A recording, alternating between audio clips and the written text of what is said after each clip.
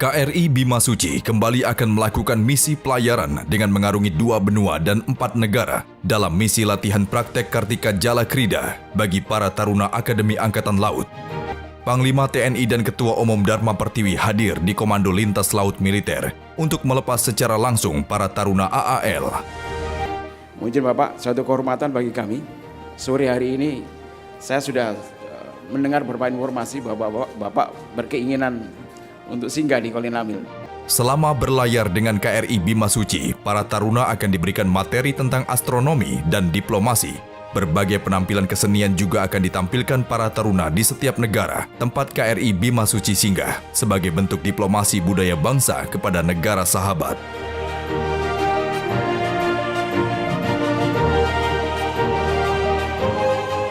Pada sore yang cerah ini, izinkan kami mempersembahkan penampilan kesenian Kartika Jala Krida.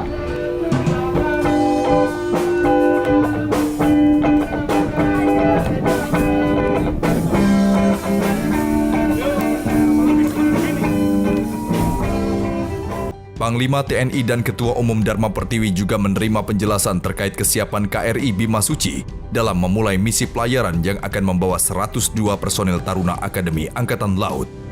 Kami para prajurit KRI Bima Suci beserta taruna sangat bangga Mujin. Pada kesempatan ini kami akan memaparkan laporan kesiapan kami pelayaran Kartika Jala Krida tahun 2022 yang diikuti oleh taruna AL Angkatan 69 33.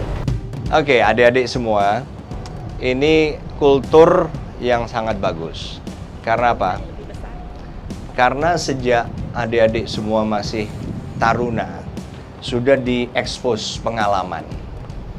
Dan ternyata setelah nanti adik-adik lulus jadi perwira pun, ternyata pergaulan kita dengan internasional nggak akan pernah berhenti. Nggak akan pernah.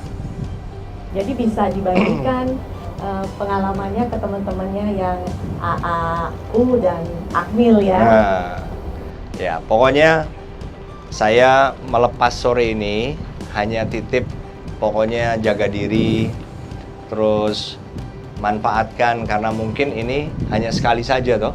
Dah, dari saya itu saja, selamat belajar ya. 91 hari ini ya. Ya, harus ya. Oke, selamat berlatih. Ya. Selanjutnya, KRI Bima Suci dan para taruna AAL akan memulai pelayarannya selama 91 hari dengan tujuan pertama Singapura, kemudian Malaysia, lalu Australia hingga kembali lagi di Indonesia.